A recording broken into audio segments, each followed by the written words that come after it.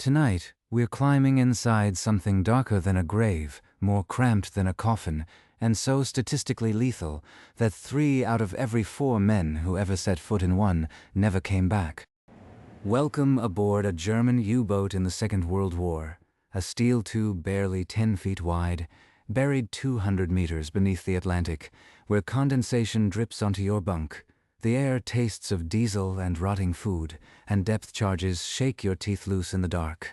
Somehow, a quarter of these crews survived. This is how those men lived, breathed and clung to sanity in a world that was always one pinging sonar away from becoming their tomb.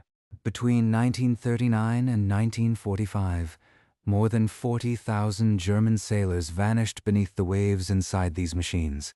They called them iron coffins for good reason. 28,000 never came home, their bodies still trapped somewhere in the cold dark of the Atlantic, the Mediterranean, or the Arctic Sea. The rest spent their war in a metal tube barely wider than a city bus, sharing stale air with diesel engines, sweating torpedoes, and 45 other unwashed men, while depth charges turned the ocean into a giant's hammer. This was not glamorous. This was not the heroic submarine warfare of propaganda films. This was 6 months at a stretch without a real shower, without fresh clothes, without sunlight, stewing in a stench so thick that even when they docked in France, civilians could smell a U-boat crew before they saw them. The welcome bonus? A 30% chance of making it through any given patrol once the Allies got serious about hunting them. Yet they climbed down that hatch anyway, day after day, patrol after patrol. To understand why, you have to leave behind everything you know about comfort, privacy, and safety. You have to forget about regular meals, dry socks, and the luxury of standing up straight. You need to strip your world down to a creaking pressure hull, a bunk that still holds the warmth of the man who just vacated it, and the sound of your own heartbeat in total blackout as destroyers circle overhead. So, let's do exactly that. Let's drain the ocean, climb through the conning tower, and step into a waking nightmare where survival meant more than dodging depth charges. It meant not losing your mind before the next torpedo ran hot, straight, and true. Because in a war that was already a meat grinder, the U-boat fleet made every other branch of service look like a safe bet. And you are about to live every minute of it. You feel the hatch seal above your head with a deep metallic thunk that travels through your bones. That sound, more than any order or siren, is the real beginning of a U-boat patrol. The last strip of natural light disappears. The last breath of fresh Atlantic air is swallowed by the smell that will define your existence for the next several months. Diesel fuel, unwashed bodies, the ghost of 1,000 previous meals, and a permanent dampness that never, ever leaves. Your world has just shrunk to a steel cylinder, barely 220 feet long and 20 feet wide at its fattest point, and you will share every cubic inch of it with 45 other men whose faces you will come to know better than your own reflection, because mirrors are irrelevant down here. Nobody cares what they look like. Survival is about what you hear, what you smell, and most of all, what you can endure. Take a moment to orient yourself. You have climbed down through the conning tower, the boat's tiny brain, where the attack periscope and the sky periscope sit like twin mechanical eyes, waiting to gaze at the surface world you've just abandoned. From here, the commander runs the hunt, but your journey forward and aft will take you through a labyrinth of pipes, valves, and equipment so tightly packed that the term aisle is laughably generous. The pressure hull, the only thing standing between you and the crushing weight of the North Atlantic, is less than an inch thick in some places. You try not to think about that. Instead, you focus on navigating without banging your head on the overhead maze of cables and ductwork, a skill that will take you weeks to master and a lifetime of minor concussions to appreciate. Every surface is already slick with condensation. The boat breathes, and what it exhales is a cold, clinging mist that settles on your skin, your clothes, your bedding, and your soul. The crew is a floating cross-section of Germany's wartime manpower. At the top, the commander, usually a man in his mid-20s with a face aged 10 years beyond that by responsibility and sleepless nights. He is not just a captain, he is the brainstem of a living organism.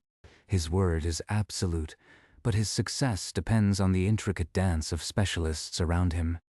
The chief engineer, the man who keeps the diesels humming and the electric motors silent when stealth is everything. The navigator, who plots courses on charts that grow fuzzy with mildew. The radio operator, whose ears are tuned to coded messages from BDU. The U-boat command, and more frighteningly, to the distant sound of convoy propellers. Then there are the torpedo men, the mechanics, the cooks, and the ordinary seamen who scrape, paint, and pray. 46 men, and yet only 35 bunks, because space is reserved for the things that kill. 14 torpedoes in their tubes and storage racks, ammunition, food supplies, and the massive diesel engines that guzzle fuel and roar with a mechanical heartbeat that never truly stops. In the early years of the war, this boat was an apex predator. Admiral Donitz, the architect of the U-boat arm, dreamed of a fleet of 300 ocean-going submarines that would strangle Britain by sinking merchant ships faster than they could be replaced. His wolf pack strategy turned the Atlantic into a killing field. Boats would fan out in patrol lines, and when one spotted a convoy, it would shadow and signal, drawing in the others for a coordinated night surface attack. And it worked spectacularly.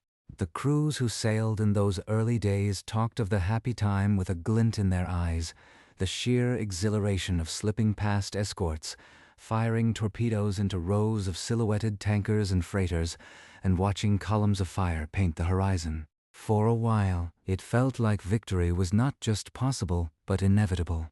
Crews returned to bases in Lorient and La Rochelle as heroes. Their conning towers festooned with victory pennants, their wallets fat with Reichsmarks, and their noses still blissfully unaware of what awaited them just 2 years later. But the war changed, and it changed fast. The Allies did not sit idle while their merchant fleets bled. They poured resources into anti-submarine warfare. They developed centimetric radar that could spot a U-boat's conning tower from miles away, even at night or in fog. They built escort carriers, small flat-tops that brought aircraft to the middle of the ocean, where no land-based plane could reach. They perfected high-frequency direction finding, known as Huff-Duff, that could pinpoint a U-boat's radio transmission before it even finished sending. And they mass-produced escort vessels, destroyers, frigates, and corvettes crewed by men who turned the hunt into a cold, methodical science. By 1943, the happy time was a fading memory. The hunters had become the hunted, and the statistics told a grim story. In the month of May alone, the Germans lost 41 U-boats, a catastrophe that Donitz himself called a defeat. The Atlantic had become a trap, and you are sailing right into the middle of it. Now, standing in the cramped central gangway, you can feel the tension coiling in the air like a spring. The boat has slipped its moorings and is motoring down the river on its diesel engines. The thrum, a steady, reassuring presence for now. The crew is quiet, each man lost in his own ritual of preparation. Some write last letters they may never send. Others check and recheck equipment, their fingers tracing valves and switches with the familiarity of habit. The cook is already in his tiny galley, a closet-sized space where he will produce meals for 46 men out of tinned meat, preserved bread, and a dwindling supply of fresh potatoes, all while navigating a floor that pitches and rolls. There is a joke among the crew that the cook has the most dangerous job on the boat. Not because of enemy action, but because if the food is bad enough, his own shipmates might toss him overboard. The laughter that follows is brief and brittle, the kind of humor that lives in the shadow of something far less funny. As the coastline slips away and the boat meets the open swell, the order comes to dive. The klaxon sounds, a harsh electric scream that launches a burst of controlled chaos. The diesels cut out, replaced by the faint whine of the electric motors. Men scramble to vent the ballast tanks, and you hear the rush of seawater flooding in, the boat tilting forward, the decks sloping under your feet as the bow points toward the deep. The world outside the pressure hull shifts from gray surface chop to a filtered twilight that deepens quickly to absolute blackness.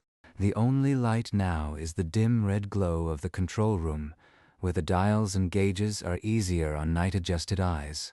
Voices are clipped and professional, relaying depth and bearing. The hull creaks around you as the pressure builds, the steel groaning like a living thing, settling into its grave. You are now in the silent, waiting realm of the submarine, where sound travels for miles and your life depends on being quieter than the water around you. And then, after hours of silent running, it comes. A sound, faint at first, then growing, that every U-boat sailor learned to dread above all others. The high-pitched rhythmic ping of Aztec, the Allied sonar, probing the water like a cold finger sliding along the hull. It is the sound of being seen, the sound of a hunter overhead, marking your position, calculating your depth, and preparing to deliver its answer. The commander orders silent routine. The electric motors slow to a crawl. The crew falls utterly still, barely breathing, as the pinging continues, steady, relentless, closing in. You can hear the distant churn of propeller screws now, a destroyer passing directly above. And then the pinging stops. The silence that follows is worse, a vacuum waiting to be filled. You glance at the man next to you, his face a mask of controlled terror in the red light. He knows, as you do, what comes next. From somewhere above, muffled by the water but unmistakable, comes a series of small splashes, like stones dropped into a pond. But these are not stones. They are depth charges sinking toward you in the dark, and the next sound you hear will either be the click of their fuses or the end of everything. The first depth charge detonates not with a bang, but with a cataclysmic slam that feels less like an explosion and more like the entire ocean has decided to swat the boat with a granite fist.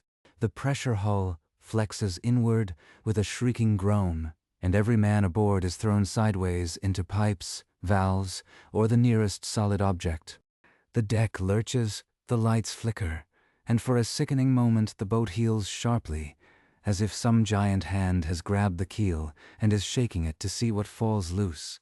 The sound is not a single boom, but a layered nightmare of raw concussion, tearing metal and the submarine's own tortured skeleton screaming in protest.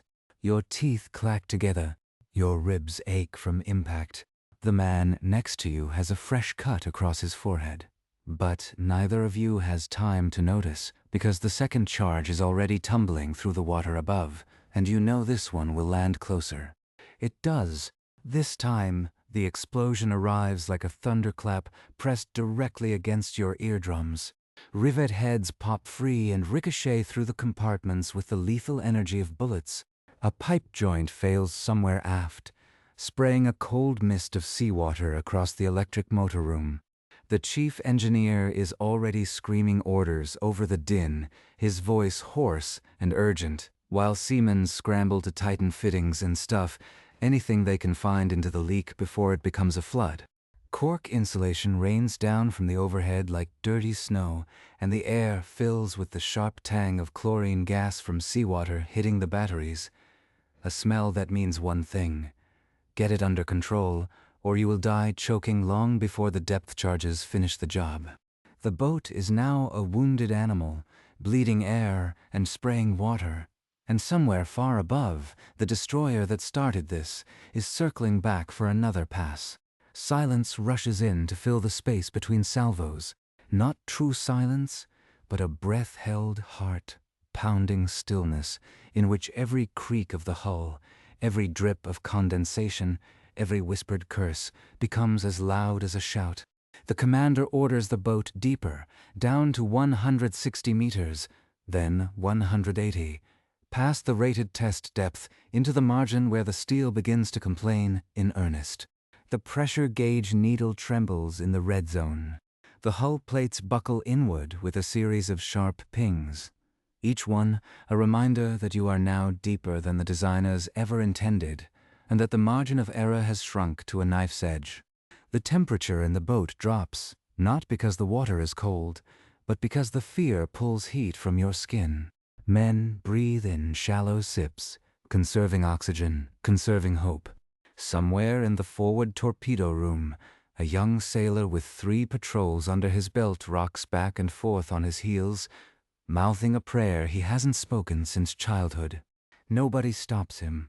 Nobody can afford to. The third salvo lands further away, a muffled drum roll rather than a direct hammer blow. But each detonation still sends a visible shudder through the length of the boat. The destroyer is guessing now, throwing charges into a search pattern, feeling for the kill. The Aztec pinging resumes, sharper, more insistent, a metallic probe that skitters along the hull like a fingernail, dragged across glass. The crew huddles in their stations, frozen in a tableau of controlled terror. In the control room, the commander stares at his stopwatch, calculating the destroyer's turn radius, the time between passes, the number of charges remaining in her racks. He is 25 years old and holds the lives of 46 men in the space between his temples. His face betrays nothing. His voice, when he speaks, is steady to the point of monotone. But you can see his knuckles, white around the periscope housing, and you know he is running through the same numbers you are. How long the air will last, how deep the boat can go, how many more salvos the hull can take before something critical gives way. The boat drifts, motors barely turning, riding a thermal layer that the commander hopes will scatter the sonar beams. 20 minutes pass, then 40. The destroyer's screws fade to a distant rumble, then vanish altogether, but nobody moves, nobody speaks. The standing order is absolute silence, because you never know if the hunter is truly gone, or simply drifting with engines cut, listening, waiting for you to make the fatal mistake of relaxing too soon. The air grows thick. Carbon dioxide builds. Men grow lightheaded, their thoughts turning sluggish and strange. The watch officer passes out lime cartridges, the primitive chemical scrubbers that will buy you a few more hours of breathable atmosphere, and you suck in the treated air with something approaching gratitude, even though it tastes faintly of metal and despair. Finally, after what feels like a lifetime compressed into a single, endless night, the commander gives the order to come to periscope depth. The boat rises slowly, painfully, the electric motors whining with effort as the ballast tanks blow and the deck tilts upward. The periscope breaks the surface with a soft hiss, and the commander presses his face to the rubber cup, rotating slowly through 360 degrees. The horizon is empty. The destroyer is gone. You have survived for now, but survival comes with a cost that no one bothers to tally until later. The boat is a mess. Broken glass from shattered dials crunches underfoot. The leak in the engine room has been reduced to a steady drip, but the bilges are full of oily water that sloshes with every roll of the swell. 3 men are bleeding from cuts and contusions. One with a wrist that may be broken, but there is no doctor aboard, only a first aid kit and the senior petty officer, who once watched a veterinarian set a dog's leg and now considers himself the closest thing to a surgeon the boat will ever get. He splints the wrist with a wooden spoon from the galley and a length of electrical tape, and the injured man thanks him through gritted teeth and tries not to scream when the boat pitches and sends a fresh jolt of pain up his arm. The psychological wounds are less visible, but far deeper. The young sailor in the forward torpedo room has not stopped rocking. His eyes are glassy, fixed on some middle distance that only he can see. His crewmates leave him be, partly out of pity and partly out of the unspoken knowledge that next time it could be any of them. Every man aboard knows someone who cracked, who simply could not take the pressure and had to be transferred to a shore billet, or who cracked so badly that transfer was no longer an option. Those stories are told in whispers, never officially recorded, but they live in the collective memory of the U-boat arm, like a ghost that might move into your bunk at any moment. So let's pull back from the immediate crisis and look at what fills the days, and the weeks, and the months between these moments of absolute terror. Because that is the real substance of U-boat life. Not the sharp spikes of combat, but the long, grinding, soul-eroding stretches of waiting and watching and enduring. The boat has settled into its patrol routine, and that routine is a masterclass in organized misery. The crew rotates in watches, 4 hours on and 8 hours off, a cycle that sounds reasonable until you realize that your 8 hours off are spent trying to sleep in a bunk that is still warm from the man who just vacated it, in a compartment where the lights are never fully off, and the noise of the engines never fully stops, and where the simple act of rolling over might put your face into a pipe, a valve wheel, or the damp wool sock of the sailor in the bunk above you. Sleep becomes a skill like knot tying or diesel repair, and not everyone masters it. The chronic sleep deprivation shows in the hollowed-out eyes of the men, in the short tempers that flare over trivial things, in the 1,000-yard stares that settle over the crew during the long hours of submerged running. Space. Let's talk about space. The Type 7C boat, the workhorse of the fleet, is a steel tube less than 220 feet long. Subtract the engine rooms, the torpedo compartments, the control room, the galley, and the storage spaces, and what remains for the crew to actually live in is a corridor of misery as cramped as any prison cell and far more dangerous. The average sailor has about as much personal territory as a man standing in a telephone booth, and he shares every inch of it with his shipmates. Moving from one end of the boat to the other involves a process of negotiation. Duck under this pipe, step over that crewmate, squeeze sideways past the cook who is ladling stew in the galley, apologize for brushing against the torpedo man who is performing maintenance on a warhead, and hope that the boat does not take a sudden lurch and send you tumbling into a rack of spare parts. There are no corridors, only passageways. There are no rooms, only compartments. Privacy is a joke that nobody tells anymore because it stopped being funny around the 3rd day out of port. The only place a man can be truly alone is inside his own head, and that is often the most dangerous place of all. The toilet arrangements deserve their own special mention because they distill the indignities of submarine life down to a single, inescapable ritual. There are 2 small heads aboard, tiny cubicles barely large enough to turn around in, but one of them is almost always blocked off by food supplies in the early days of a patrol, because storage space for everything is desperately limited. That leaves 1 toilet for 46 men, 1 toilet that operates on a fiendishly complicated system of valves and levers that must be activated in precisely the correct sequence to prevent the contents from blowing back into the boat when the external pressure is high. The sequence is drilled into every crewman, memorized like a sacred text, and still things go wrong. When they do, the result is a geyser of seawater, and worse, a humiliation so complete that the unfortunate sailor will carry the nickname Scheissemeister for the rest of the patrol, and probably for the rest of his life.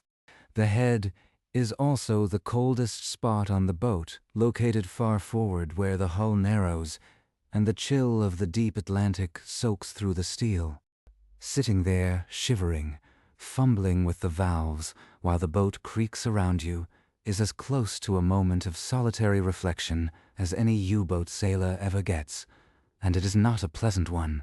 Hygiene, a word that has no real meaning down here. Fresh water is a treasure more precious than any other supply, because the diesel tanks get priority over the water tanks.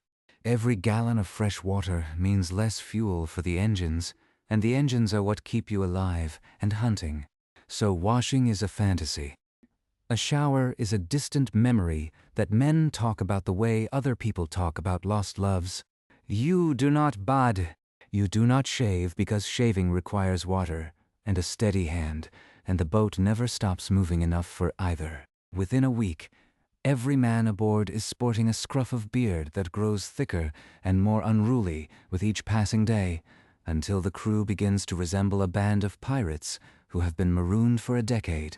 Your clothes stiffen on your body, saturated with salt from dried sweat, with diesel fuel from the engine room, with the omnipresent condensation that drips from every surface.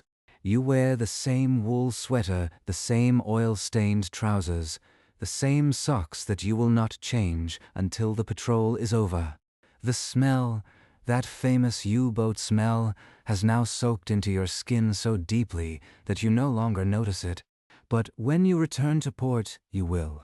The civilians who greet the boat will. The laundry women who are paid extra to handle U-boat clothes will wrinkle their noses and burn incense, and still, they will claim they can smell the boat on the fabric weeks later. You are not just living in a submarine. You are becoming part of it, a biological component as saturated with diesel and damp as any gasket or seal. Food. Let's dispel any remaining illusions about hearty naval cuisine. The galley is a closet with a 3-plate electric stove and an oven the size of a bread box. The cook, who may have been a baker or a butcher in civilian life, is now performing culinary alchemy with ingredients that would make a prisoner of war weep. Fresh provisions. The bread and meat and vegetables that were loaded aboard in a frenzy before departure are gone within the first 10 days. The bread, once crusty and warm, has become a science experiment. In the humidity of the boat, mold blooms on the loaves with aggressive enthusiasm, spreading green and white fur across the surface until the loaves look like something retrieved from a tomb. The crew calls it rabbit bread for the fuzzy appearance, and they eat it anyway, scraping off the worst of the growth and dunking the remains in their stew until it softens enough to chew.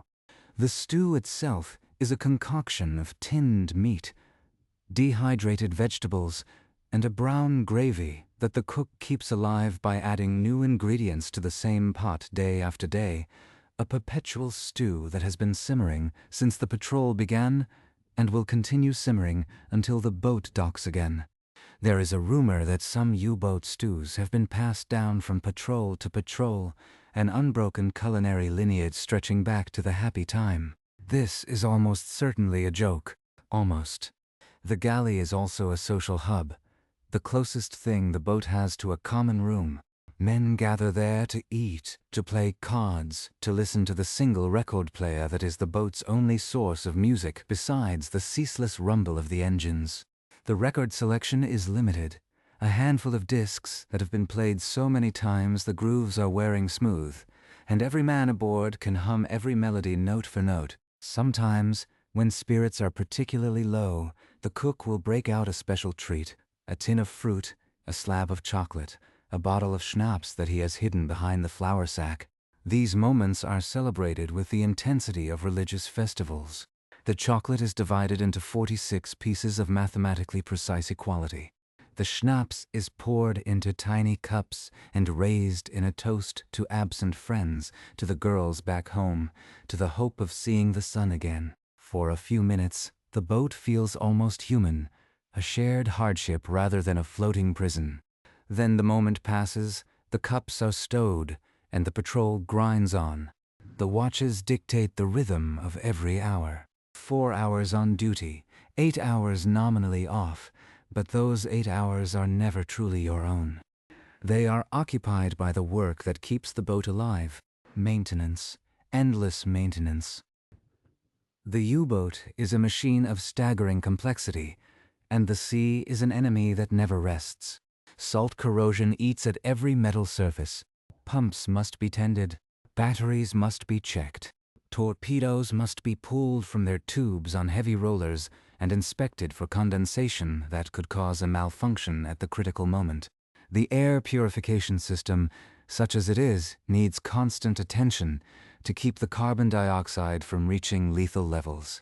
Every crewman is assigned a battle station, a secondary duty, and 100 small tasks that fill the hours between sleeping and eating. There is no leisure in the conventional sense, only brief interludes of sitting still before the next thing breaks or the next alarm sounds. And through it all, the boat rocks and pitches and rolls, its motion a constant companion that you eventually learn to forget but never truly escape. You walk with a rolling gait, even on land after a long patrol, your body so accustomed to the sea's movement that solid ground feels alien and wrong. The men. This is where the real story lives, in the human connections forged under pressure. The U-boat crew is a social experiment compressed to its most extreme form. You are trapped with 45 other souls of varying temperaments, backgrounds, and levels of sanity. Some are veterans of a dozen patrols, with the haunted eyes and gallows humor that come from watching too many comrades sail out and never return. Some are boys fresh from training, their uniforms still crisp, their faces still soft, their heads full of propaganda posters and dreams of glory. The veterans treat the new arrivals with a mixture of contempt and protectiveness. They know that the first depth charge attack will either forge the boy into a man or shatter him completely, and they watch with clinical interest to see which way the crack will go.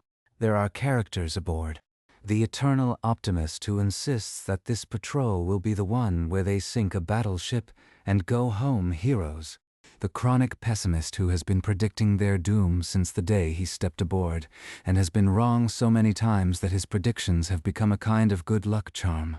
The storyteller who can spin a yarn about a shore leave in Brest that grows more elaborate with each retelling, until the actual events have been buried under so many layers of embellishment that nobody remembers the truth, and nobody cares to dig it up. Tensions simmer beneath the surface like the electric coils in the battery well. Fights break out over nothing, a stolen biscuit, a sarcastic comment, a blanket borrowed without permission.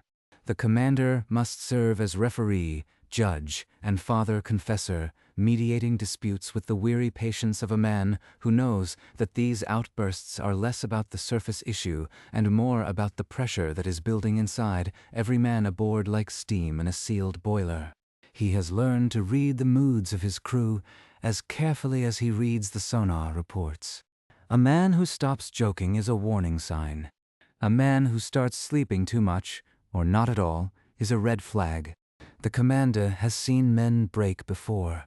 He has had to order them sedated with the boat's limited medical supplies and confined to a bunk until they could be transferred to a hospital on land. He has written letters to families explaining that their son, their husband, their brother, has suffered a sudden illness and will be remaining ashore for the next patrol. He never writes the word cowardice, because down here, in the crushing dark, the line between cowardice and sanity is thinner than the pressure hull, and no man who has not lived through it has the right to judge. But here is the thing about U-boat crews that doesn't make it into the history books. They adapt. They have to. The human mind, faced with conditions that should break it, finds ways to cope that are as ingenious as any piece of German engineering. Men develop rituals, small comforts that anchor them to something resembling normalcy. One man carves elaborate figurines from scraps of wood salvaged from supply crates, a miniature zoo of animals that will never see daylight. Another writes a journal in tiny, cramped script, filling page after page with observations about the weather, the food, the endless gray sea, a record of a world that he hopes someone will read if he does not make it home. A third has memorized every poem his mother ever taught him and recites them in a low murmur during the long night watches, his voice a thread of civilization in the mechanical wilderness of the boat. The cook experiments with the tinned meat, producing dishes that are named after famous victories or legendary commanders, and the crew eats them with exaggerated ceremony and declares them either triumphs or disasters. The jury's verdict loudly debated over the card table. These small acts of defiance, these assertions of humanity in an inhuman environment, are what keep the boat from becoming a floating madhouse. They are what allow a man to climb into his bunk, pull the thin blanket over his head, and pretend, for just a few hours, that he is somewhere else entirely. Now, let's shift to the hunt, because for all the misery of daily life, the U-boat's purpose is still war, and war means contact with the enemy. The boat has been assigned to a patrol grid, a vast rectangle of empty ocean that it will crisscross for weeks, waiting for the radio message that will change everything. The radio operator spends his watches hunched over his equipment, ears pressed to headphones, straining to catch the faint signal of a convoy report from BDU. The atmosphere in the boat shifts during these hours. Boredom is replaced by a low-grade alertness, a crackle of anticipation that runs through the crew like a current. Every man checks his equipment one more time. The torpedo men run through their firing sequences in whispered drills. The commander reviews his attack manuals, his mind already racing ahead to the geometry of the interception, the angle on the bow, the spread of the torpedo fan. And then, when the message finally comes, a string of coded numbers that the radio officer deciphers with practiced speed, the boat transforms. The diesels roar to full power. The course is laid in. The wolf pack is gathering, and you are one of the wolves. The run to the interception point can take hours or days, a high-speed dash across the surface under the cover of darkness or foul weather, because moving fast underwater drains the batteries too quickly and leaves the boat helpless. On the surface, the boat rides low, waves washing over the casing, the lookouts on the conning tower wrapped in oilskins and lashed to their posts so the sea cannot sweep them away. The wind is a living thing, cold and biting even in summer, and the spray stings the face like grains of sand. But the lookouts do not complain. They are the eyes of the boat, and their vigilance is the only thing standing between survival and a sudden, flaming death at the hands of an aircraft that can appear out of a cloud in seconds. The watch changes every 2 hours because any longer, and the cold and the fatigue would dull a man's vision to the point of uselessness. When a lookout clambers down from the tower, his face raw and his hands numb, he is met with a mug of something hot and a slap on the back, and he knows he has done the most important job on the boat for the last 120 minutes. When the convoy is sighted, it is rarely a single ship, but a sprawling formation of freighters, tankers, and troop transports spread across miles of ocean, surrounded by the darting silhouettes of escort vessels.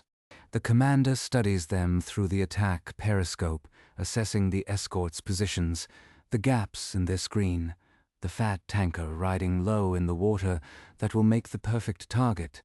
The boat submerges, slipping beneath the waves like a crocodile entering a river, and begins the slow, silent approach that is the submariner's highest art. The electric motors turn at dead slow. The crew goes to silent running. Every footstep is measured, every word is a whisper. The tension in the control room is so thick you could cut it with a galley knife. The commander calls out bearings in a low, steady voice. The torpedo officer sets the gyro angles on the fish, calculating the solution with a slide rule and a set of tables, while the seconds tick down. The target's bearing drifts across the crosshairs of the periscope, and the commander must resist the urge to pop up for another look before the moment is right, because every periscope exposure is a risk, a thin mast slicing the surface that can be spotted by a sharp-eyed lookout, or, worse, by the radar that now bristles from every escort. And then, the moment. The commander gives the firing order. A spread of torpedoes leaps from the bow tubes, their electric engines humming with a fierce, silent purpose as they streak toward the unsuspecting merchantman. The boat shudders slightly with each launch, a sensation that never grows old, a release of pent-up tension that is almost physical. The crew holds its breath, counting the seconds on the stopwatch. 40, 50, 1 minute. And then, from outside the hull, comes a sound that is both terrifying and triumphant, the deep, resonant boom of a torpedo warhead detonating against a ship's hull, followed by the secondary explosions of cargo and boilers tearing themselves apart. Cheering erupts in the control room, quickly stifled by the commander's upraised hand. The job is not done. The escorts are already turning toward the sound, their sonar pinging with renewed fury, and the boat must now face the consequences of its attack. But for that one moment, that brief, intoxicating instant of success, every hardship of the patrol is justified. You have done what you came to do. You have struck the enemy. The price will be extracted soon enough, but right now, you are alive and you are victorious, and the war, for once, feels like it might be winnable. But the happy time is over. It has been over for a while, and every crewman aboard knows it. The pivot from hunter to hunted is the central tragedy of the U-boat war, and it is written in the faces of the men who sail these boats. In the early years, a patrol was a dangerous adventure, a test of skill against a worthy opponent. Now it is a death sentence, stayed only by luck, and the growing sense that luck is running out. The boats that leave port today are not coming back at the same rate. The empty bunks in the barracks, the letters returned unopened, the faces missing from the taverns in Lorient and Kiel, all tell a story that the propaganda ministry tries very hard to suppress. The crew has heard the rumors. They know about the new Allied weapons, the improved sonar, the hunter-killer groups that roam the Atlantic with no other purpose than to find and destroy U-boats. They know that the radio messages they send to BDU are being intercepted, that their wolf pack tactics have been turned against them, that the Atlantic is no longer their hunting ground, but their grave.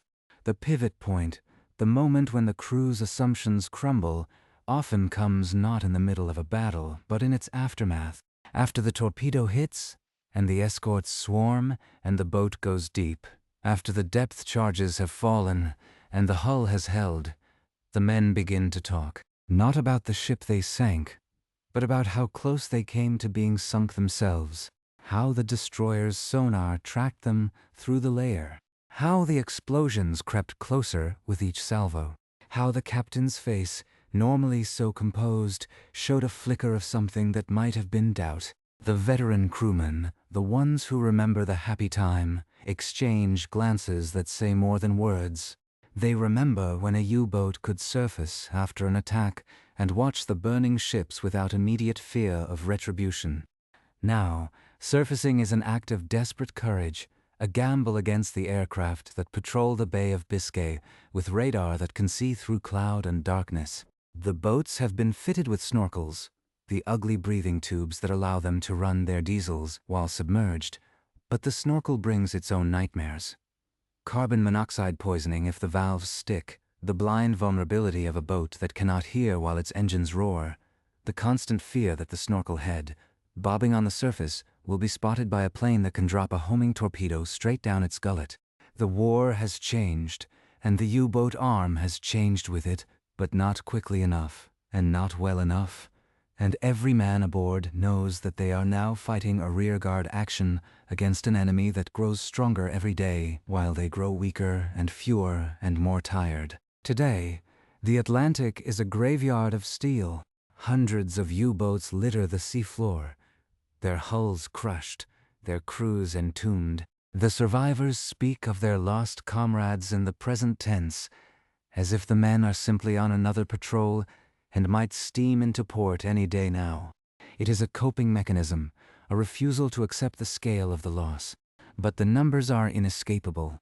By the war's end, more than 750 U-boats will have been destroyed. The casualty rate will hover around 75%, a figure that makes every other branch of the German military look forgiving by comparison. The men who climb down the hatch today do so with the knowledge that 3 of their 4 closest friends will not survive the war. They do it anyway, because they have been trained to, because they believe in their duty, because they cannot bear to let their crewmates down, or simply because they have no choice. But the knowledge is there, a cold stone in the stomach that does not go away no matter how many prayers you say or how many letters you write. And now, as the boat surfaces into a dark Atlantic night to recharge its batteries and send its position report, the lookouts scan the horizon with a new intensity. The war has taught them that the sky can kill them as surely as the sea. A radar contact, a sudden flare of star shells, the roar of an aircraft engine swooping out of the darkness, and the boat will have seconds to crash dive before the bombs start falling. The alarm klaxon could sound at any moment. The men sleep in their clothes, ready to leap to their stations at the first shriek. The boat is no longer a predator, but a fugitive, creeping through a hostile world where every mile of ocean has been mapped and patrolled and seeded with death. The patrol is only half over, and already the crew is wondering how much more they can take. The answer, as it always has been, is one more day, one more watch, one more meal of moldy bread and tinned meat, one more depth charge attack survived by the grace of God and the thickness of the hull. The hunt continues, but the hunted are now counting the days until they can crawl back into port, and the weeks ahead promise no relief. Only the grinding, terrifying march of the next encounter, and the next and the next and the next. Until either the war ends, or they do. The patrol drags into its second month, and something shifts in the boat's collective psyche. It is not a dramatic break, not a single moment of crisis that can be pointed to and dated. It is a slow, creeping erosion, a wearing away of optimism like sandstone under a steady drip. By the 7th week, the men have stopped talking about home, not because they have forgotten it, but because home has become a painful abstraction, a place as mythical as Valhalla that may or may not still exist when they return. Conversations turn inward, circling the immediate realities of the boat, the state of the food, the latest mechanical failure, the betting pool on when the next contact will come. The men who were once strangers are now so intimately familiar that they can read each other's moods from the angle of a shoulder or the way a man stirs his coffee. This closeness is both a comfort and a curse. It means that when one man begins to crack, the others can feel the fissures spreading before the first outward sign appears. The first serious breakdown of this patrol happens on a Tuesday, or what the navigator's chart says is a Tuesday. The boat has been submerged for 18 hours, running silent after a brush with a patrol plane that forced a crash dive just before dawn. The air is thick and foul, the carbon dioxide scrubbers working at their limit, and the crew is moving in the slow, deliberate shuffle of men conserving every molecule of oxygen. The sailor in the forward torpedo room, the same young man who rocked and prayed during the first depth charge attack, has stopped speaking entirely. For days he performed his duties in a mechanical silence, responding to orders with nods and gestures, his eyes fixed on some middle distance that nobody else could see.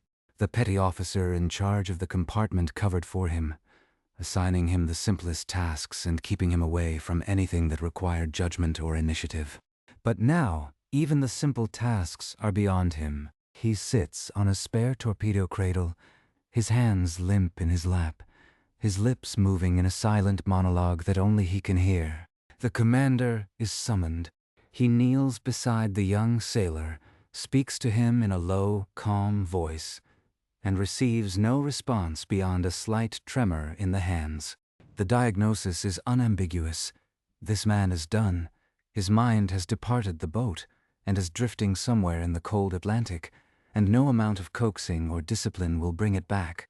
The boat has no doctor, no sedative strong enough to handle a full-blown psychotic break. What it has is a small cabinet of medical supplies and the collective experience of the senior crew, who have seen this before and know the protocols. The young sailor is led, gently but firmly, to a bunk in the aft quarters, as far from the operational compartments as possible. His shoes are removed. His belt is taken away. A crewman with a calm demeanor and a strong grip is assigned to sit with him in rotating shifts, making sure he does not harm himself or, in a sudden fit of terror, try to open a hatch or pull a critical valve. He will remain in that bunk for the rest of the patrol, fed by hand, led to the head twice a day, and watched with the exhausted compassion of men who understand that this could be any of them, that the only difference between the boy in the bunk and the men still standing is luck and a few more patrols of accumulated scar tissue. The commander makes a note in the log, crewmen relieved of duties due to illness. The word cowardice is not written. It is never written. This is the hidden statistic of the U-boat war, the number that does not appear in the kill tallies or the tonnage reports. For every boat lost to enemy action, there were men lost to the enemy within. The German Navy kept no official count of psychological casualties, but the veterans remember. They remember the man who began screaming during a depth charge attack and could not stop until his voice gave out. They remember the officer who simply stood up in the middle of a watch, walked to his bunk and refused to move for 3 days. They remember the cook who became convinced that the tinned meat was poisoned and tried to throw all the provisions overboard before he was restrained. These men were not cowards. They were human beings pushed beyond the limits of human endurance, and the fact that so many more did not break is a testament not to training or ideology, but to something deeper and more primal. The refusal to let down the men standing next to you, the stubborn, irrational loyalty that binds a crew together when every rational calculation says the situation is hopeless. Yet, even loyalty has its limits, and the boat is now testing every single one of them. The food situation has deteriorated from bad to genuinely alarming. The perpetual stew, that bubbling cauldron of culinary continuity, has begun to taste distinctly metallic, and there is a running argument about whether this is due to the pot itself breaking down or some new and exciting form of mold. The bread is now more mold than bread, and even scraping is no longer effective. The crew has taken to eating it in the dark, where the dim red lighting makes the green fuzz less visible. The tinned meat, once a reliable staple, has acquired a slimy texture and an aftertaste that lingers for hours. The cook does what he can, adding spices and salt and the last of the dried onions. But there is no disguising the fundamental truth that this food has been aboard for 2 months and was not particularly fresh when it was loaded. Men eat less. They lose weight, their faces growing thinner and more drawn with each passing week. The constant dampness and poor nutrition combine to produce a range of minor but persistent ailments: bleeding gums, skin rashes, boils that refuse to heal. The boat's medical kit contains a bottle of iodine, some bandages, and a jar of sulfa powder, and these are applied with grim regularity to an ever-growing list of patients. And still, the patrol continues. The boat has been ordered to remain on station, patrolling a stretch of ocean that the High Command believes is a likely route for Allied convoys heading to Britain. The crew has seen nothing for days. The radio is silent. The horizon is empty. This is the other face of U-boat warfare, the one that the propaganda films never show. The crushing, mind-numbing boredom of the empty sea. Hours stretch into days with nothing to do but maintain the machinery, play the same card games, and stare at the same bulkheads. The boredom is dangerous. It lets the mind wander to places it should not go, to morbid calculations of odds and probabilities, to memories of lost friends and letters that will never be answered. Some men deal with it by sleeping as much as possible, retreating into unconsciousness like a temporary death. Others become obsessive about their duties, checking and rechecking equipment that does not need checking, polishing surfaces that will never stay clean. The commander walks the length of the boat twice a day, speaking to each crewman in turn, gauging their state of mind with the practiced eye of a man who has learned that morale is as critical a resource as fuel or food. Then, in the 8th week, the weather turns. The Atlantic, which has been merely gray and sullen, becomes actively hostile. A winter storm, a proper one, with waves that rise 30 and 40 feet and winds that howl across the surface like a living thing. The boat, which has been running on the surface to charge its batteries, is caught in the open. The decision to submerge is not an option.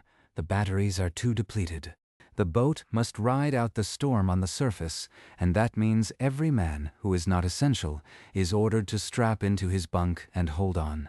The motion is indescribable to anyone who has not experienced a small submarine in a large storm. The boat does not just rock or pitch. It corkscrews through the water, rolling and heaving and slamming into wave troughs with a force that throws men against their restraints and sends loose equipment crashing across the compartments. The hatches are battened, but water still finds its way in, streaming down the conning tower from the hatch seals and collecting in ankle-deep pools that slosh back and forth with every lurch. The diesels roar and strain, sometimes burying their exhaust valves under green water and filling the boat with a choking cloud of fumes. The lookouts, the only men still on deck, are lashed to the tower rails and battered by waves that break over the bridge with the force of a fire hose. They cannot see anything. They cannot hear anything over the roar of the wind. They are simply enduring, minute by minute, hour by hour, waiting for the storm to spend its fury. Below decks, the scene is a tableau of shared misery. The motion sickness which most men thought they had conquered in the first week returns with a vengeance. Buckets are passed from bunk to bunk and filled with a grim regularity. The air, already foul, is now saturated with the additional notes of vomit and seawater and diesel exhaust. Men lie in their bunks with their eyes closed, clutching the sides of the frames, trying to detach their minds from their bodies. Some pray, some curse, some simply endure, retreating into a mental space where the storm cannot reach them. The veteran crewmen, the ones who have weathered a dozen such storms, move through the chaos with a calm that borders on the surreal, checking on their younger shipmates, securing loose gear, and passing out whatever comfort the boat can offer. A dry blanket, a sip of water, a steadying hand on a shoulder. This is leadership in its most elemental form, the quiet competence that holds a crew together when the world outside is trying to tear it apart. After 30 hours, the storm passes. The boat emerges battered but intact, the crew pale and shaking and desperately in need of clean air and hot food. The diesels have taken a beating and require immediate attention.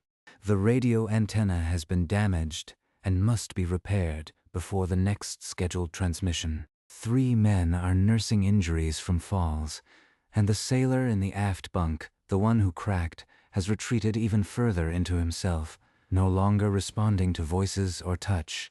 The commander surveys the damage with a face that betrays nothing, but the chief engineer, who knows him better than most, can see the exhaustion in the slump of his shoulders. The patrol is not over. It is not even close to over. And the worst, though nobody knows it yet, is still to come.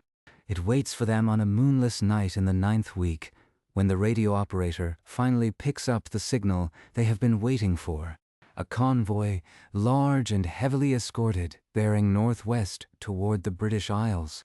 The wolf pack is gathering, and this boat has been designated as one of the attackers. The diesels roar to life, and the boat surges forward into the darkness, its crew snapping out of their post-storm lethargy and moving with the sharp, focused energy of men who have a purpose again. But this is not 1941. This is the late war, and the convoy they are racing to intercept is not a collection of helpless merchantmen guarded by a handful of overworked corvettes.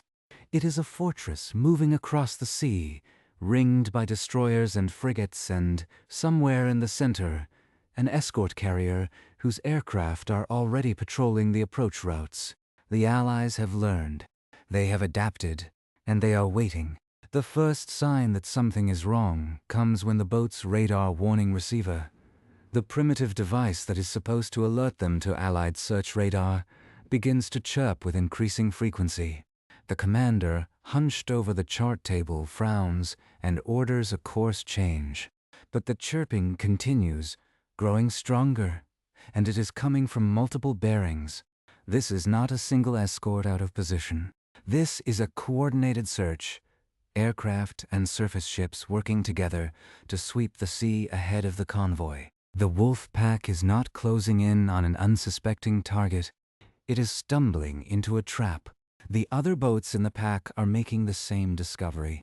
The radio crackles with terse, coded messages that the operator deciphers with growing alarm. One boat reports being forced under by aircraft.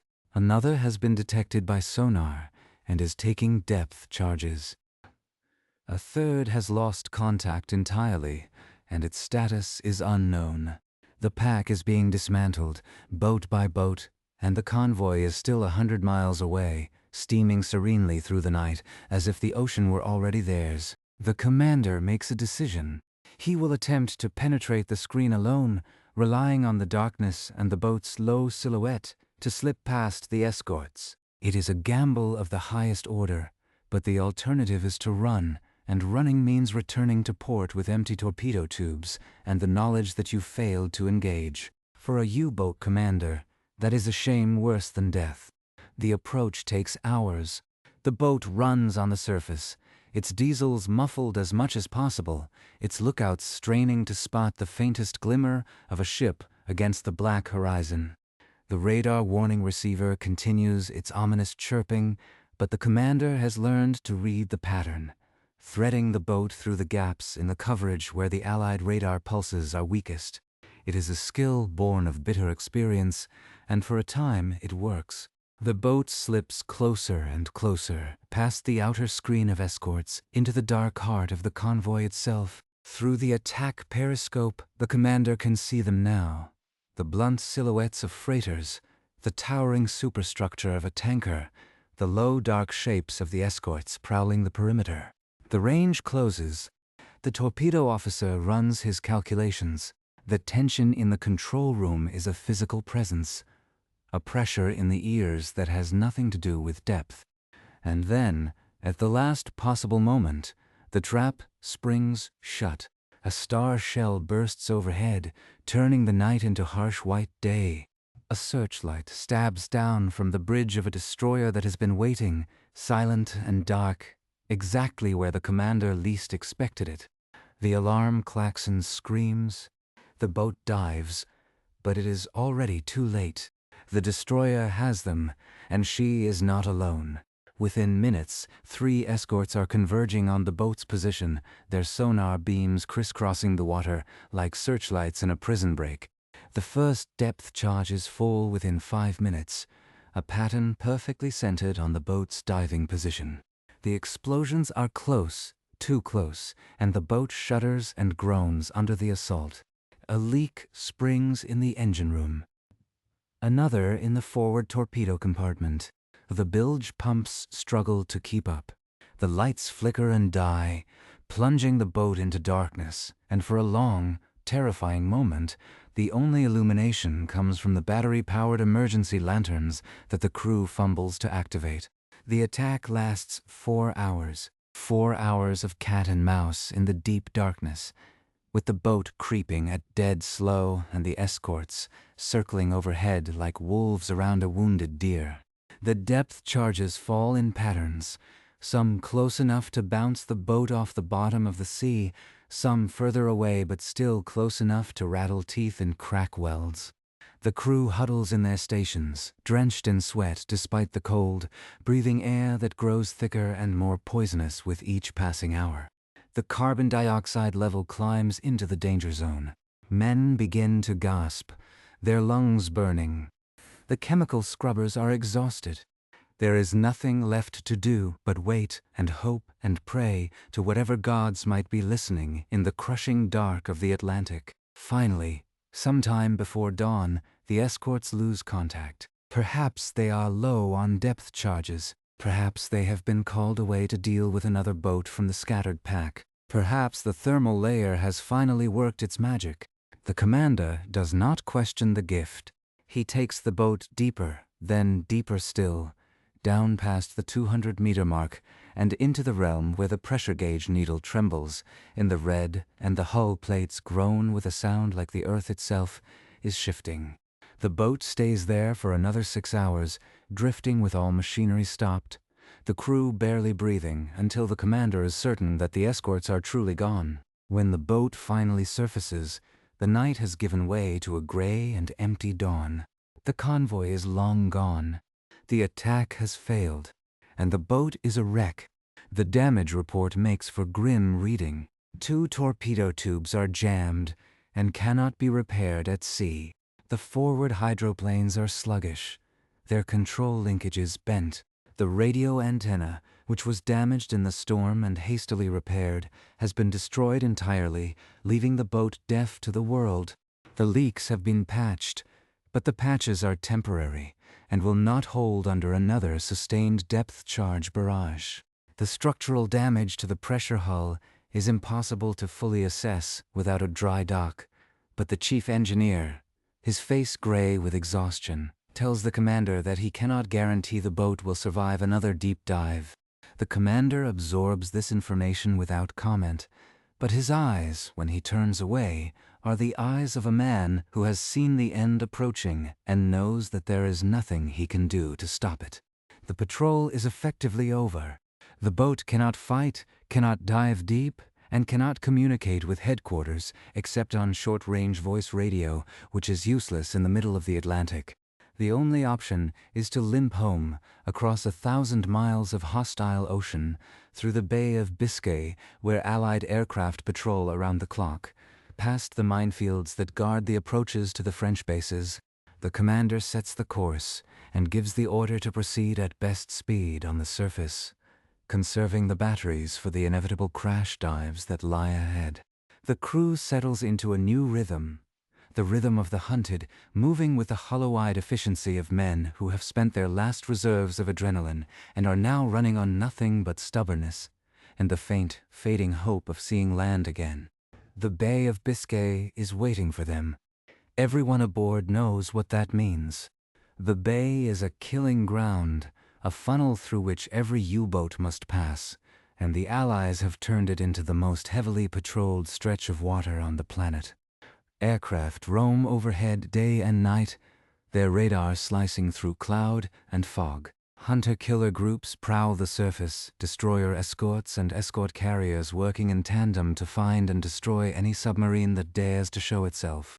The snorkel, that ungainly breathing tube, offers some protection, but using it means running blind, unable to hear the sonar pings or the approaching screws of a surface ship. The boat is now a fugitive in its own ocean, creeping southward, with every sense straining, every man on edge, every moment a gamble against the odds that have already claimed so many of their comrades. 3 days into the transit, the inevitable happens. An aircraft, a British Wellington, or perhaps an American Liberator, appears out of a low cloud bank with no warning at all. There is no time to dive. The lookout screams the alarm, but the plane is already on them, its bomb bay doors open, its depth charges tumbling into the air in a neat, lethal line. The commander orders a crash dive anyway, a desperate reflex, and the boat tilts forward with a violence that throws men off their feet.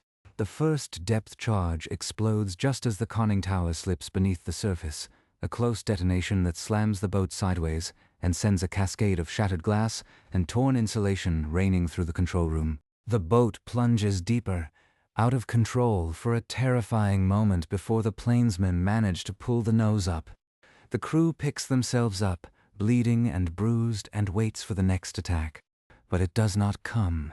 The aircraft, perhaps low on fuel, perhaps out of ordnance, circles once and departs. The boat surfaces an hour later, and the commander inspects the new damage with a face like carved stone. One of the diesels has been knocked out of alignment. The boat's maximum surface speed is now reduced to a crawl. The journey home, which was already a desperate gamble, has become something closer to a death sentence. And still there is nothing to do but press on, mile after mile, through the enemy-infested sea, toward a shore that may be no more than a mirage. The boat limps toward the French coast on its one remaining diesel, a wounded beast crawling homeward at a pace so slow the navigator could almost plot the course with a sundial. The Bay of Biscay, that graveyard of so many U-boats, has been merciful for the last 2 days. Low cloud, heavy rain, visibility so poor that even the radar-equipped patrol planes have stayed grounded.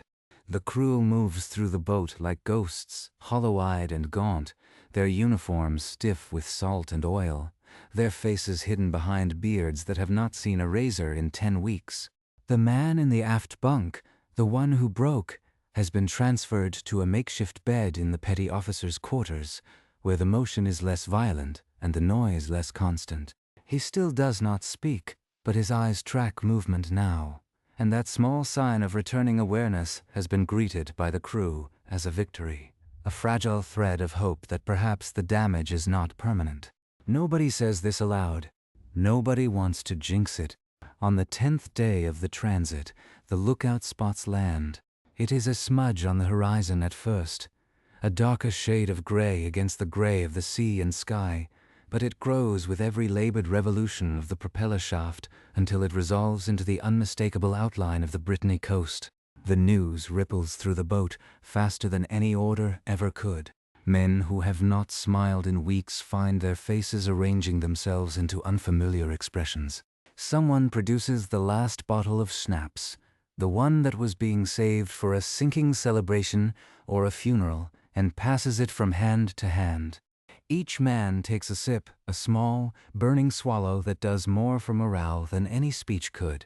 The cook, his face alight with something that might be joy, or might be relief, or might be both, begins planning the first meal he will eat ashore, a fantasy menu that grows more elaborate with each retelling until it includes roast goose, 3 kinds of cheese, and a pastry that probably does not exist but should. The approach to the submarine base is a slow pageant of mixed emotions.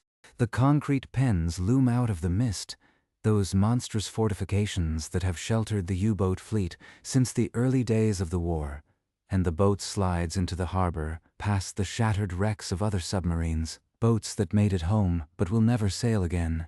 The evidence of the air war is everywhere.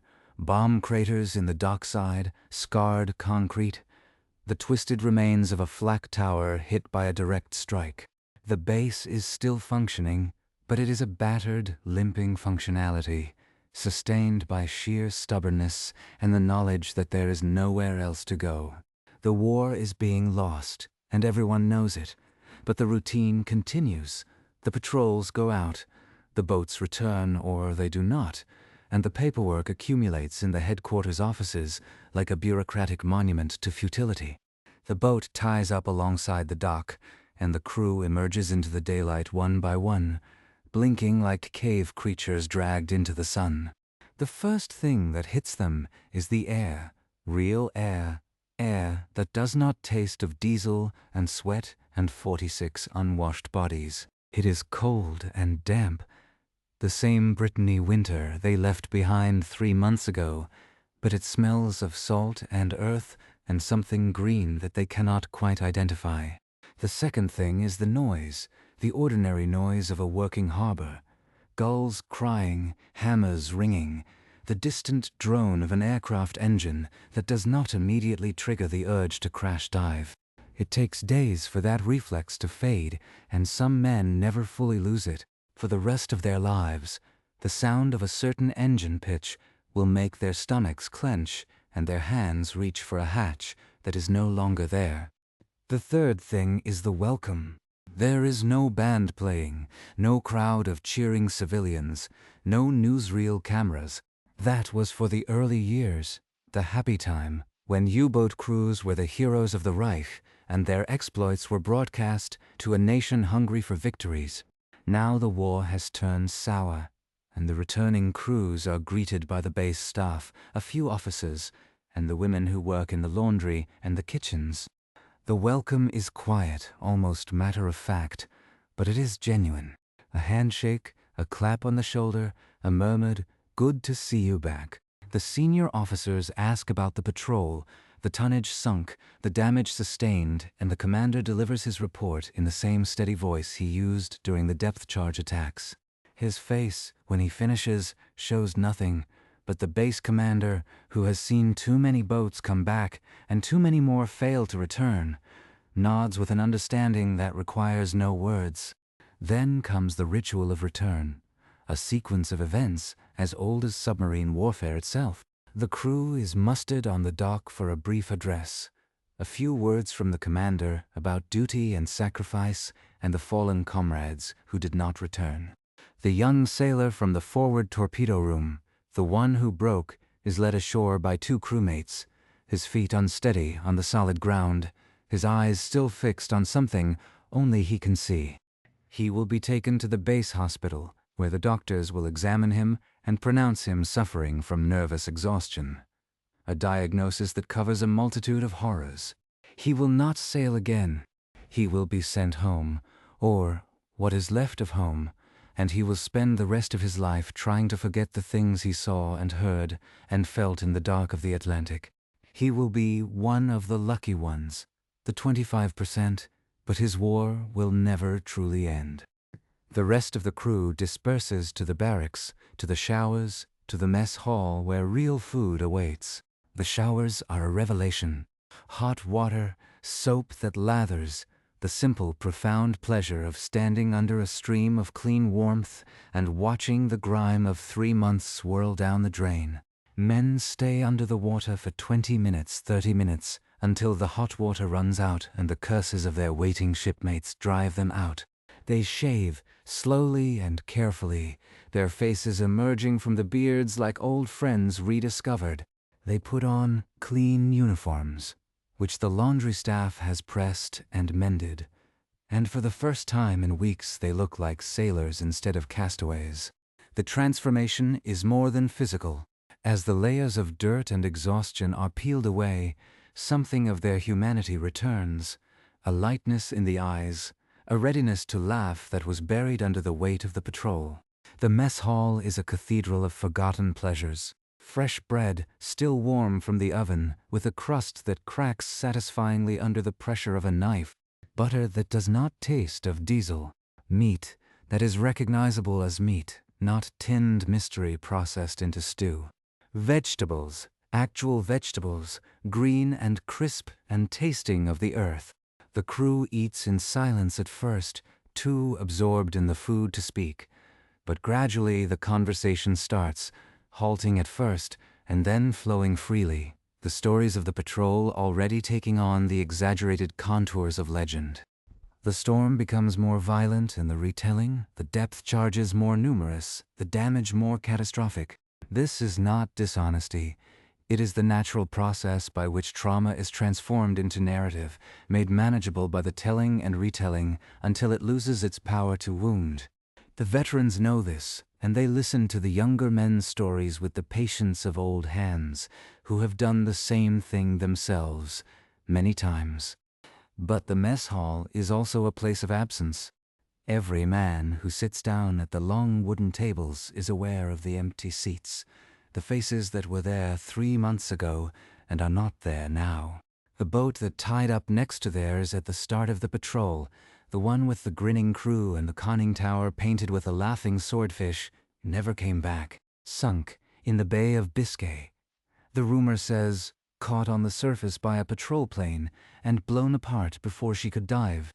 All hands lost, 46 men gone in seconds. The crew of the surviving boat processes this news in different ways.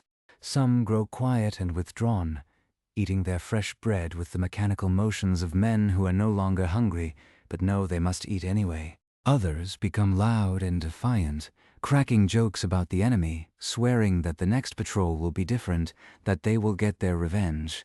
The base chaplain moves among the tables, a quiet presence in a war that has little use for quiet presences, offering words of comfort that are accepted or rejected according to each man's private disposition toward God. The next few days are a strange interlude, a suspended existence between the world of the patrol and the world of normal life. The crew is granted leave, a week or two depending on the state of the boat and the needs of the service, and they scatter to their various destinations. Home to families in Hamburg or Munich or the small villages whose names they whispered in the dark of the boat, or to the taverns and brothels of Lorient and Brest, which have grown rich and weary on the custom of U-boat crews. Some men drink too much, the alcohol hitting systems weakened by months of privation with twice the expected force. Some men seek out women, desperate for the warmth and comfort of another human body after so long in the cold steel tube. Some men simply sleep, hour after hour after hour, catching up on the rest that was so cruelly rationed during the patrol. The base authorities do not interfere. They have seen this before, many times, and they know that the men need this release, this brief window of humanity, before they are asked to do it all again. For the commander, there is no real leave. He spends his days in briefings and debriefings, analyzing the patrol with the staff officers, going over the attack reports, the damage assessments, the intelligence on Allied tactics and technology that was gathered at such cost. He learns that the wolf pack he was supposed to join was savaged, losing 5 boats out of 12 in a single night. He learns that the convoy he tried to attack was protected by a new escort group using tactics that the German Navy has no answer for. He learns that the situation in the Atlantic, which was already bad, is getting worse by the week. The Allies are turning out escort vessels faster than the U-boats can sink them. The aircraft patrols are extending further into the Bay of Biscay, making the transit to and from the bases almost as dangerous as the patrol itself. The new snorkel boats offer some hope, but the snorkel is an imperfect solution, and the crews hate it with a passion born of carbon monoxide headaches and the constant fear of being surprised by an aircraft while running blind. The commander listens to all of this, nods in the right places, and asks the questions that need to be asked. But behind his eyes, a private calculation is running, a tally of losses and gains that does not add up to victory. And then, before the leave is fully over, the cycle begins again. The boat is repaired, or repaired enough, the damaged diesel replaced, the leaky hull patched, the smashed equipment swapped out for whatever the base can scrounge. A new crew is assembled, a mixture of veterans from the last patrol and replacements fresh from training school, their faces young and eager and utterly unprepared for what awaits them. The veterans look at the new men with a complex mixture of pity and resentment and something that might be hope. Hope that these boys will learn fast, hope that they will not break, hope that somehow, against all the evidence, the next patrol will be different. The commander reviews the crew list and assigns stations, pairing each new arrival with an experienced hand who can show him the ropes and, more importantly, keep him from doing anything fatally stupid during his first depth charge attack. The new men are nervous, trying to hide it behind bravado or studied nonchalance, and the veterans let them pretend. They remember their own first patrols, the terror and the excitement and the desperate desire to prove themselves, and they know that the pretense will fall away soon enough. The day of departure arrives with the same gray sky and the same cold wind that greeted the return. The crew assembles on the dock, their sea bags packed, their faces set in the neutral expressions of men who have learned not to dwell on what lies ahead. The commander makes a brief speech, shorter than the last one, because there is nothing new to say that has not already been said 100 times. The men board the boat, stowing their gear in the cramped compartments that will be their home for the next 3 months. The hatches are sealed, the diesels rumble to life, and the boat slips away from the dock and heads for the open sea. The cycle of patrol and return, of survival and loss, of boredom and terror, begins again. And so it will continue, week after week, month after month, until the war ends or the boat is sunk or the crew is simply used up and replaced by the next batch of recruits from the training schools. But here is the thing that the history books often miss. The men who sailed these boats were not robots, not fanatics, not the mindless killers of Allied propaganda.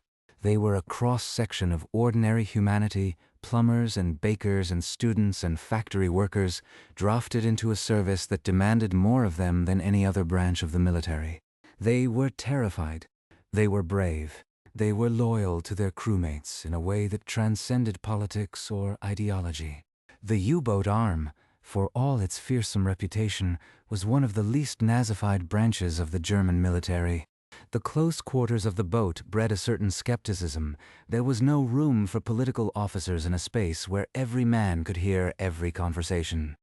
The crews fought for each other, not for the Führer, and when they talked about the war, they talked about survival, not victory. This does not absolve them of the things they did, the ships they sank, the sailors they killed. History does not offer absolution that easily, but it does explain them, and understanding is the first step toward reckoning. The toll of the U-boat war, when the final numbers are tallied, is staggering in its brutality. Of the 40,000 men who served on German submarines, more than 28,000 died. The casualty rate was not merely high, it was apocalyptic. No other branch of any major military in the Second World War suffered losses on this scale. The bomber crews of the Allied air forces, who flew through flak and fighters to pound German cities, lost approximately half their number. The German infantry on the Eastern Front, who endured years of savage combat in the worst conditions imaginable, had a better chance of survival than a U-boat sailor. The Japanese kamikaze pilots, who were explicitly trained to die, had a lower casualty rate, because at least some of them were never called upon to fly their missions. The U-boat crews went out again and again, patrol after patrol, until their luck ran out or the war ended, whichever came first. The last year of the war was the worst. The technological balance had shifted completely, and the U-boats were no longer hunters but prey. The snorkel boats, which were supposed to restore the fleet's effectiveness, proved to be death traps of a different kind. The snorkel head, that tiny breathing tube poking above the surface, was almost impossible to spot visually. But it reflected radar waves like a beacon, and the Allied aircraft learned to home in on it with devastating accuracy. The crews spent entire patrols submerged, breathing air that grew progressively more poisonous, their batteries draining, their speed reduced to a crawl. The psychological toll of running blind, never knowing when the bombs would fall, was even worse than the terror of depth charges. At least with depth charges, you knew the enemy was there. With the snorkel, you simply waited, hour after hour, for an explosion that might never come or might come at any moment, and the waiting itself became a kind of torture. By March of 1945, the U-boat arm was effectively destroyed. The boats that remained were trapped in their bases, unable to reach the sea through the cordon of Allied naval power. Some made desperate dashes for Norway, where the remnants of the fleet were gathering for a final, futile stand. Others were scuttled at their docks, blown up by their own crews rather than surrendered to the advancing Allies. The great concrete submarine pens that had once seemed invincible were now tombs, their occupants dead or captured or scattered to the winds. The commander of the U-boat fleet, Admiral Dönitz, had by this point succeeded Hitler as the head of the German state, a bizarre capstone to a career built on the bones of sunken ships and drowned sailors. He would surrender to the Allies a week later, and the U-boat war would officially end. But the war did not end for the men who survived it. The physical wounds healed, or mostly healed, the broken bones knitting together, the shrapnel scars fading to pale crescents on weathered skin. The deeper wounds, the ones that did not show on any medical chart, were slower to mend, and some never mended at all. The young sailor who broke in the forward torpedo room spent the rest of his life in and out of institutions, unable to hold a job, unable to maintain a relationship, unable to sleep without the lights on and the door open. The petty officer who had splinted his crewmate's wrist with a wooden spoon became a carpenter after the war, and built furniture that was known for its solidity and craftsmanship. And if his children noticed that he never went swimming, never went near the water, if he could help it, they learned not to ask why. The commander, who had held his crew together through storms and depth charges, and the slow erosion of hope, tried to return to civilian life, and found that nothing he did could match the intensity of those years in the Atlantic.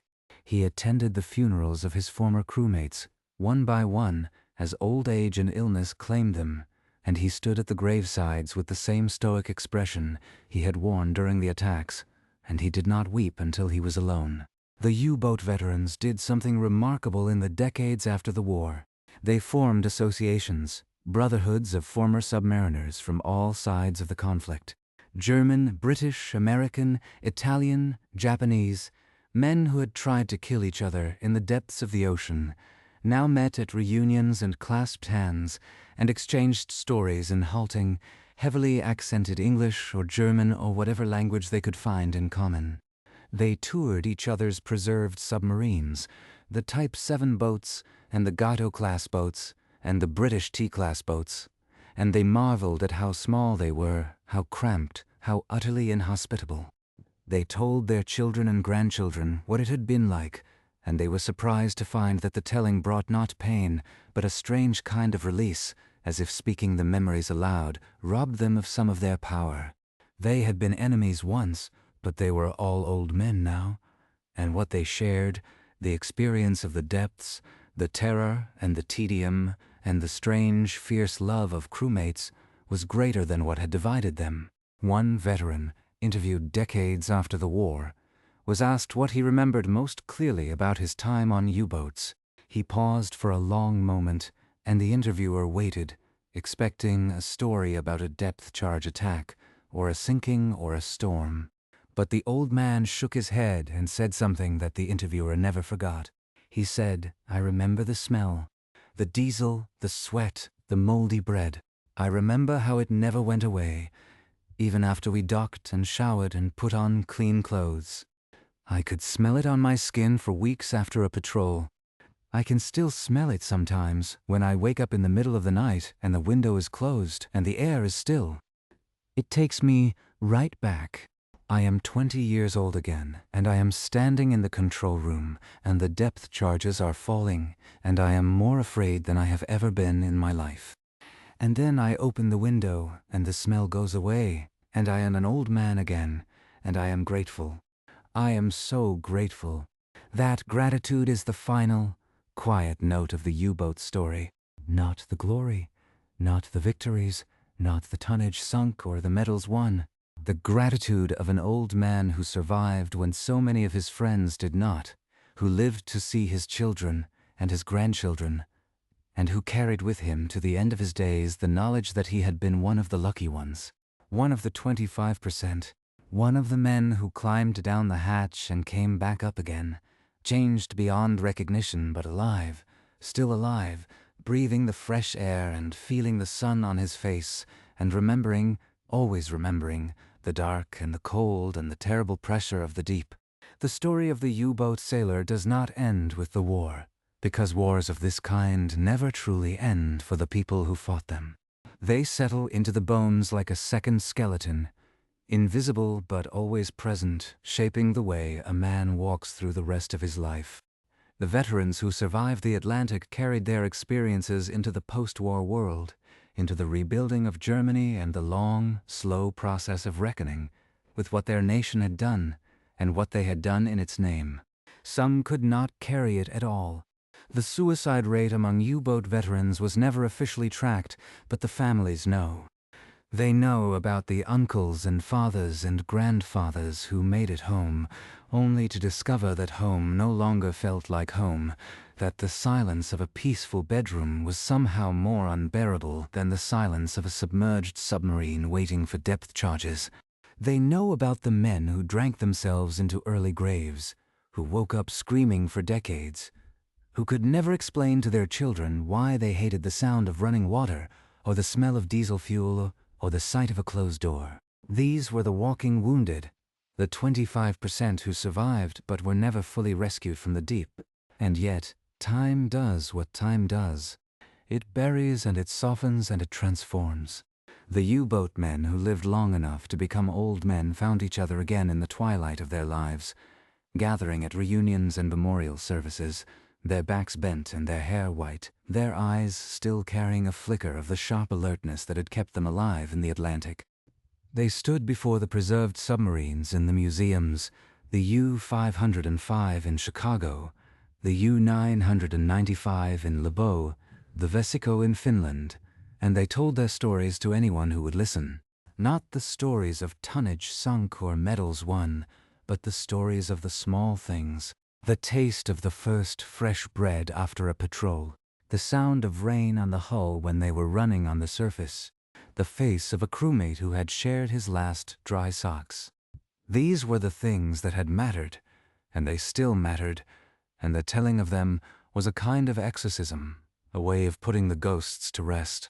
The boats themselves, the few that remain, are now museum pieces, their pressure hulls silent and still, their periscopes aimed at nothing, their torpedo tubes empty. Visitors walk through them and marvel at the crampedness, the sheer impossibility of 46 men living in such a space for months on end. They photograph the tiny galley, the cramped bunks, the maze of pipes and valves that looks more like the inside of a clock than a warship. They try to imagine what it must have been like, and they fail, because imagination can only take you so far. It cannot replicate the smell. It cannot replicate the motion. It cannot replicate the particular quality of terror that comes from knowing that the next sound you hear might be the click of a depth charge fuse or the crack of a pressure hull giving way. The submarines sit in their concrete cradles and keep their secrets, and the visitors file through and emerge into the sunlight and go home, and perhaps they understand a little more than they did before. The ocean itself, which swallowed so many of these boats and so many of these men, has given up only a handful of its dead. Most of the 784 U-boats lost during the war remain on the bottom, their hulls crumpled or intact, their crews still at their stations. They are war graves now, protected by international law and the profound indifference of the deep sea. The Atlantic does not distinguish between hunter and hunted. It receives them all with the same cold embrace, the same crushing pressure, the same slow burial in the sediment that drifts down from the surface like a continuous rain of tiny particles. The U-boat men who survived know that they are the exceptions, the statistical anomalies who climbed out of the steel coffin one last time and felt the sun on their faces and breathed the air that was not poisoned by diesel and carbon dioxide and fear.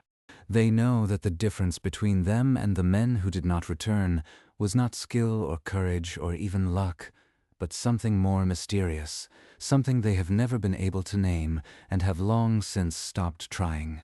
And so, as you settle into your own bunk tonight, surrounded by the familiar comforts of a world that has never known total war, consider what it means to endure.